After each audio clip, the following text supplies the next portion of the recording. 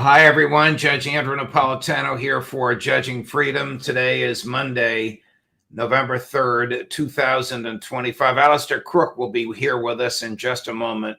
Are the neocons suddenly starting to like China? But first this. History tells us every market eventually falls. Currencies collapse. And look at where we are now. 37 trillion in national debt. Stocks at record highs defying gravity. So what happens next? Groceries, gas, housing, everything's going up. And this dollar, it buys less every day. When the system breaks, your stocks won't save you and your dollars won't either. But one thing will: gold. I've said it on my show for years. Gold survives collapse. Central bankers know this and billionaires know it. That's why they're buying more. Is it too late to buy or is it just the right time? Call my friends at Lear Capital to find out. Ask questions, get the free information. There's no pressure, and that's why I buy my gold and silver from Lear. And right now, you can get up to $20,000 in bonus metals with a qualified purchase. Call 800-511-4620 or go to LearJudgeNap.com today. Alastair Crooke, welcome here, my dear friend. Thank you for joining us. As always, I know you've been traveling, and I deeply appreciate your taking the time. Before we get to your fascinating piece on the neocons and China, can you share with us your understanding of the current status of things on the ground in Gaza? Is the IDF still there? Is Hamas rearming? Are food and medical supplies getting in? Well, what's happening is that the Israelis are effectively making what was known as the yellow line, which is the line which divides, if you like, 57% of Gaza from the other half. And the Israelis occupy the other half, and the bare majority is the urban area. They don't occupy it right up, if you like, to the borderline in the north or the south by Rafah. I mean, the Palestinians are sort of enclosed in only half of the area of Gaza that they had before. And Israel is really, I mean, to put it in a nutshell, Israel has adopted the same process and same procedures that it is used in Lebanon, which is there is theoretically a ceasefire in hand, and the Israelis say they retain the right to attack whenever and wherever they choose. That's what they're doing in Lebanon. Even now, there is a ceasefire. There's supposed to be a monitoring by the Americans, a part of a monitoring committee. It's completely useless. And now they've been given in Lebanon an ultimatum again. They have a few days for the army to start disarming Hezbollah. Otherwise, there will be a renewal of the war there. And it's more or less the same in Gaza. Any infringement will affect it. So what Hamas are doing is, first of all, they're establishing order along with the other Palestinian resistance movements there, Islamic Jihad, and all of the others. There are 14 altogether. And so they've been, if you like, clearing out Israeli agents and others and collaborators. And many of those groups that the Israelis have been using and the UAE has been using really are just, I remember them, Damush tribe, which they're talking about as a law and order, possible law and order component. I mean, it was just a criminal gang, kidnapping children, making their parents pay for them, torturing people. And now they are being, if you like, taken down by Hamas. And I think most Gazans will be very relieved. Is Hamas rearming in anticipation of the resumption of the Israeli invasion that Smotrich and Ben-Gvir are pressing Netanyahu to resume. Absolutely, of course. Yes, new weapons have been coming in. They're preparing. There will be perhaps a different type of war, but they are preparing for the next round. At the moment, the ceasefire is there. Hamas are returning the bodies as and when they can be found to Israel. But I would just say the one thing that is really important to grasp about this is that Israel is entirely and solely preoccupied by the return of their hostages.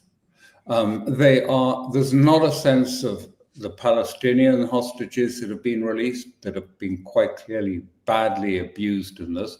That's not even mentioned.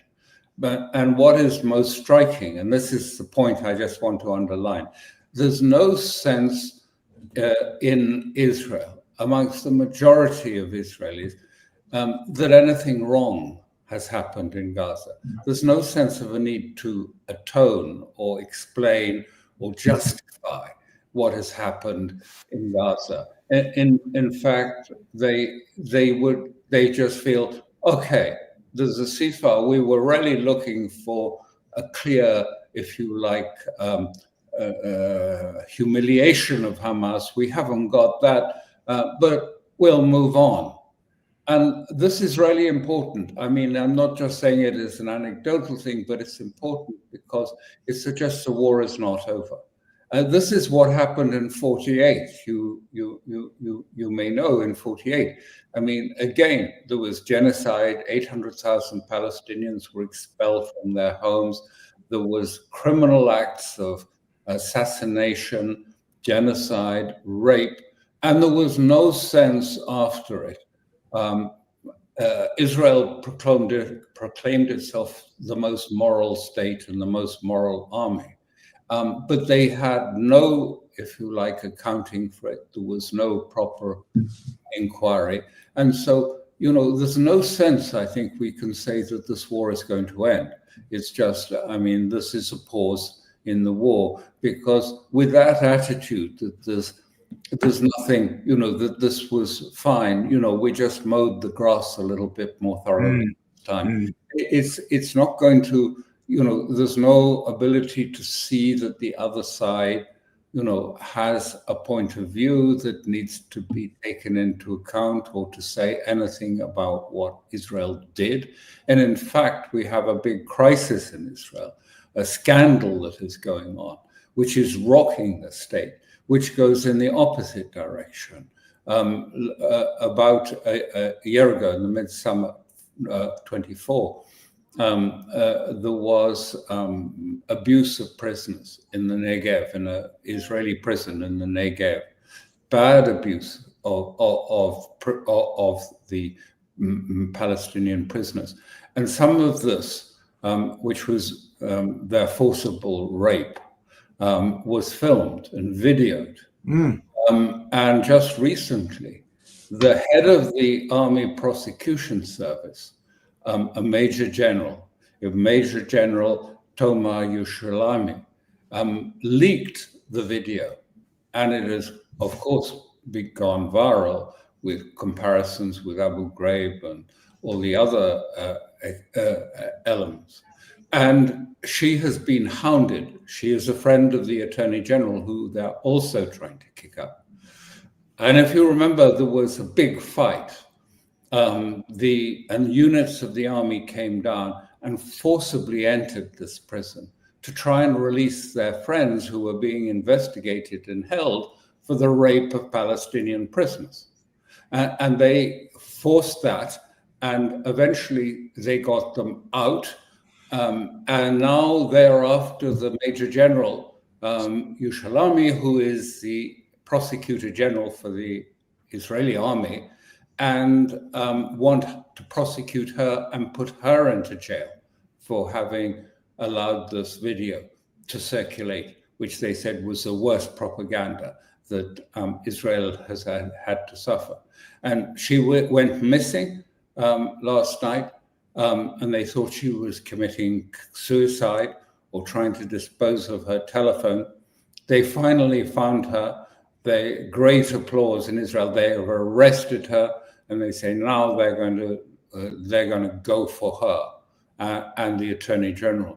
And what I've been saying consistently with you and on this program is about the split in Israel. And this is effectively now an attack. We've had the attack on the judicial system and on the police system, and now this is seen by many to be, if you like, Netanyahu and the right going after the military and saying, this was outrageous. The far right are pushing back and said, these people that raped the Palestinians should never have been investigated in the first place. Why were they investigated? And this woman is a traitor who actually then leaked the video showing these rapes taking place. She's a traitress and has to go to jail and bear the consequences. And at the same time, the Knesset is just passing a bill, it seemed to have had its first reading, to make it a death penalty for anyone who has been responsible for the death of an Israeli. A terrorist, any terrorist who has killed an Israeli will be immediate, automatic, without any exemption, face a death sentence. There are a lot of Palestinians still in detention that may come under this ruling. So, the thing is becoming very bitter and very divisive in Israel. It goes back, and I just repeat what I said to you some time ago about it's increasingly again coming about the kingdom of Judea, the settler kingdom, versus, if you like, the state of Israel, the more Ashkenazi, the more Europeanized formal state of Israel. And it's becoming a very bitter conflict, brutalizing conflict internally. These are the divisions taking place there. In Ukraine, are the Europeans sending arms and personnel, soldiers, to fight the Russians? Not to fight the Russians, but they've been there from the beginning. We're talking about 2014. There've been European and NATO forces, preparing the defenses, preparing the attack on Donbass, and this is what really produced the special operation in 22. Was, I remember at the time, they had the Russians had been leaked the plan of the attack on the Russian-speaking cultural population in Donbass, and it was clearly all-out civil war being pursued against this Russian population. And at the time, the amount of artillery firing into places like Donetsk had gone up 14-fold in this period. And this is what provoked actually the special operation. Because just to be clear, Putin has a constitutional responsibility for the safety of Russian citizens. And many of those people in Donbass were Russian citizens as well as Ukrainian citizens. They were Russian citizens. Now to China. What has become of the China hawks, either in Washington, D.C. or in the White House? Well, I think if we talk about hawks more generally, we have to sort of separate and understand the various strands to these, because they do have a certain commonality, yes, but they also have a division. And the hawks on, if you like, Russia and on foreign policy in the Middle East, mostly these are the oligarchs, the pro-Israel oligarchs, who are the mega funders of the Trump team.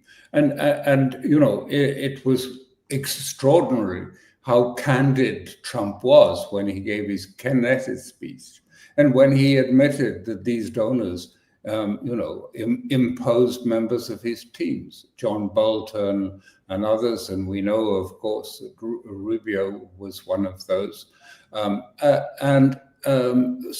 the team was imposed by these donors, and those donors imposed extreme, if you like, pro-Israeli members of his team. That doesn't mean that Trump wasn't pro-Israeli. He was. So there was a confluence, if you like, of sentiment there, which we've seen very clearly in his relationship with Israel and with Netanyahu.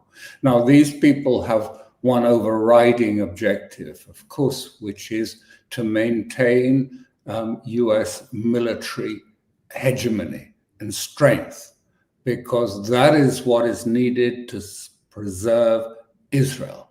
Because without that, Israel cannot survive. It needs the, if you like, unreserved support of the United States.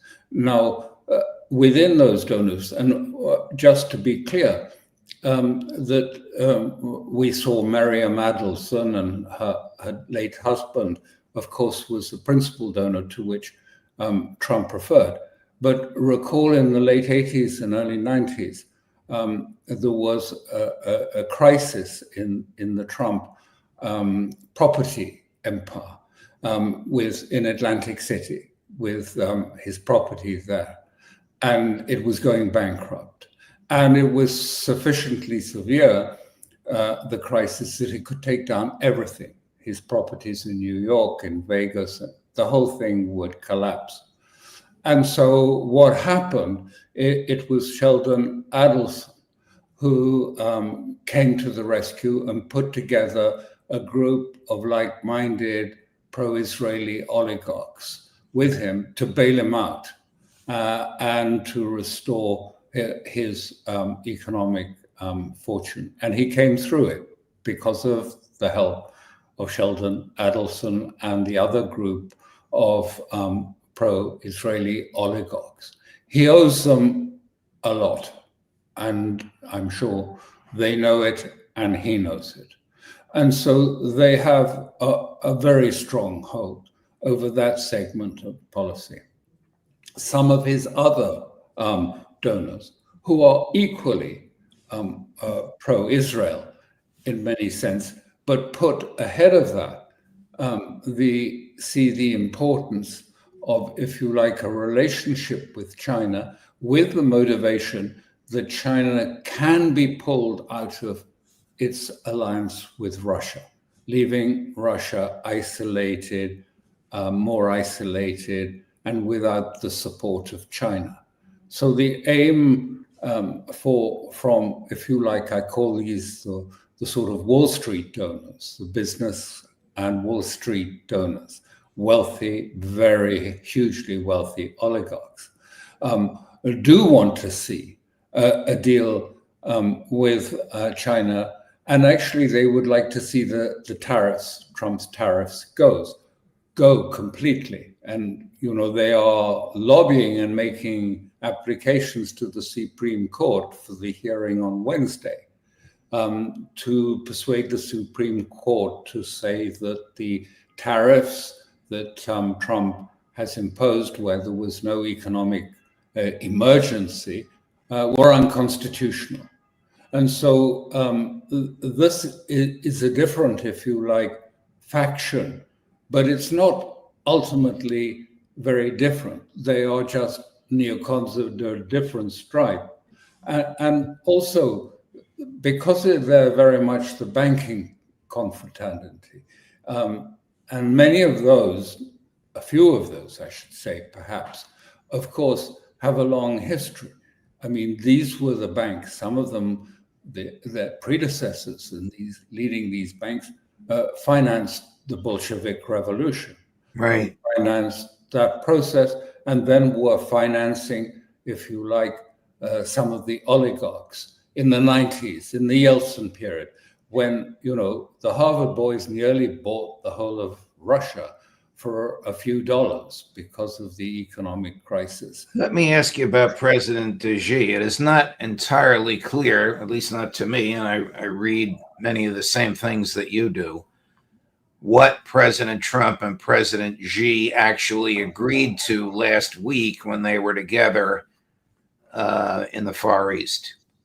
Well, who got the better deal, Xi or Trump? Oh, quite clearly, Xi got the deal. I mean, he exploited and thought about the cracks that were in the system, the rare earths, and also the tariffs, which were becoming, if you like, counterproductive. And he exploited that very skillfully.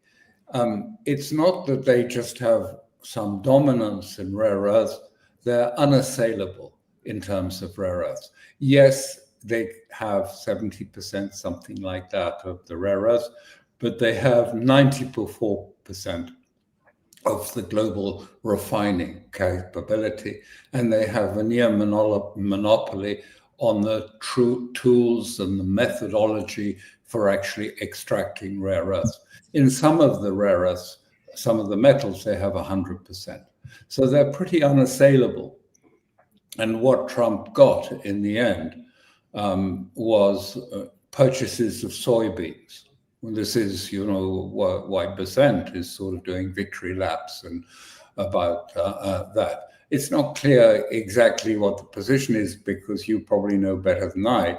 The soy farmers have got major problems, cost increases and things like that, which don't make their soybeans that economic. They're not economic against Brazilian soybeans. But anyway, he's agreed. He actually bought 3 shiploads before the talk started. This is if you like, this is the cake that was presented to Trump, and for that, it is a truce. And the Chinese are absolutely clear about this. They understand this is likely a very short term. Trump, notably capricious, can change at any point. He's off now in the next few days to Central Asia, the stans, to try and sort of pull them in the same way and shake them down for a lot of money. And China won't like that at all, because it's clearly targeting the Belt and Road Initiative of China. So anything can change. Is Trump meeting resistance either from American elites or the neocons or the deep state to his stated wish of a normalization of relations with Russia? Oh, I mean, he was sent a very clear message from this. I mean, the way in which it was handled and finished, he was told no to, if you like, normalizations with Russia. As I say, the neocons still have the desire to see. They're trying at the moment to the best of their abilities to try and force the so-called frozen conflict ceasefire on Russia, which Russia will not accept and hasn't accepted. And they're trying to force it on Russia, because that is a way of, if you like, turning a defeat into at least a sort of conditional or a holding victory. It gives the impression that they play the narrative with it to say, Oh, but this war is sort of eating away at the Russian economy. It's getting worse and worse. And, in a few years' time, we'll be in a position to sort of have all our military stood up and Russia will be weakened. I mean, it's nonsense. But I mean, this is how they're trying to their own electorates in Europe and elsewhere, try and sell the fact that there's been a huge defeat, an unfolding defeat, a defeat that's unfolding at this moment, at Pokrovsk and in those defensive line states around in northern Donbass.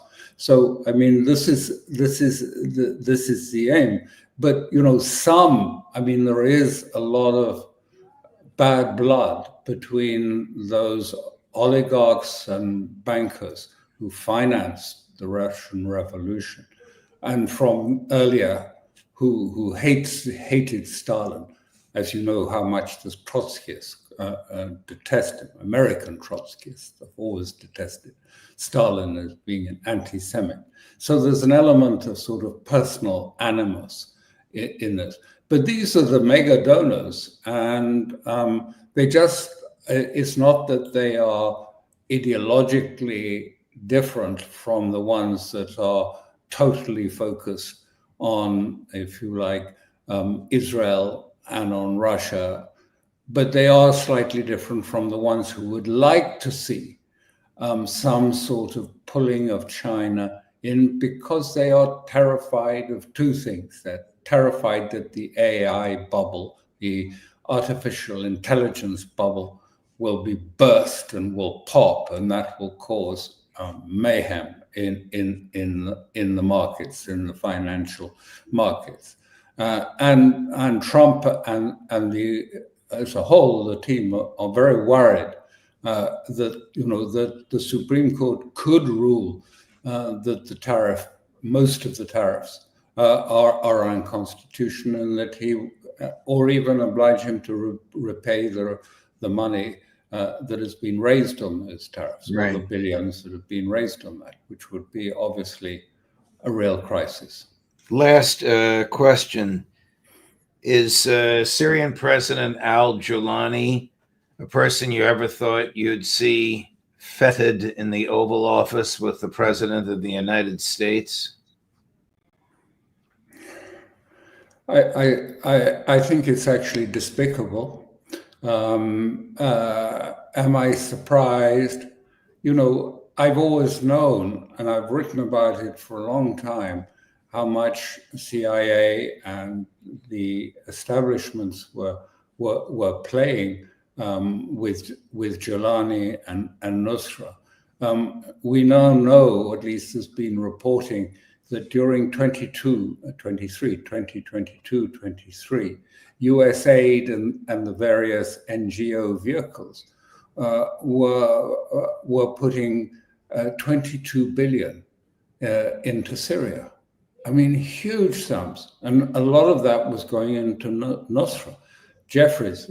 Ambassador Jeffries has admitted they were paying Jolani many years ago and bringing him in to the process. It's the old and usually often very destructive and counterproductive game of sort of arming and pushing the extreme militants into the political frame to break up and create, if you like, the fluidity and the movement by which then the US can move in and change the whole paradigm in a country.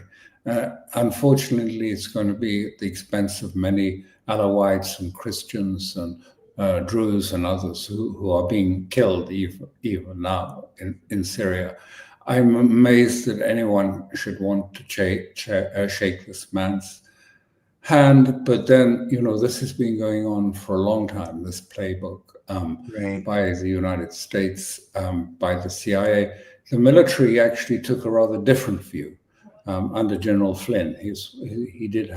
He warned very clearly.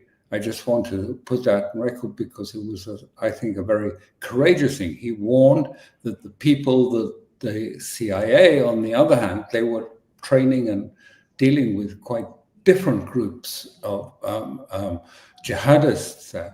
And General Flynn warned they were going to establish a caliphate. That's what their aim was, to create a caliphate in Syria and in the Middle East. And he said, this is not in America's interest. And you know what happened to him as a consequence. Right. Alastair, thank you, my friend. Thank you for letting me go, really across the board from Ukraine to China and everything in between. Much appreciated. I know you made a pit stop for us while you're traveling, and I deeply appreciate that. All the best to you. We'll look forward to seeing you next week. Thank you very much. Bye for now. Bye-bye.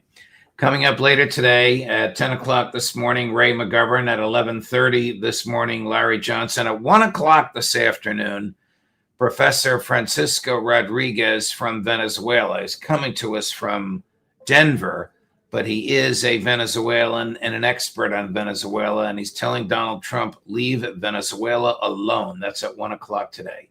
Judge Napolitano for Judging Freedom.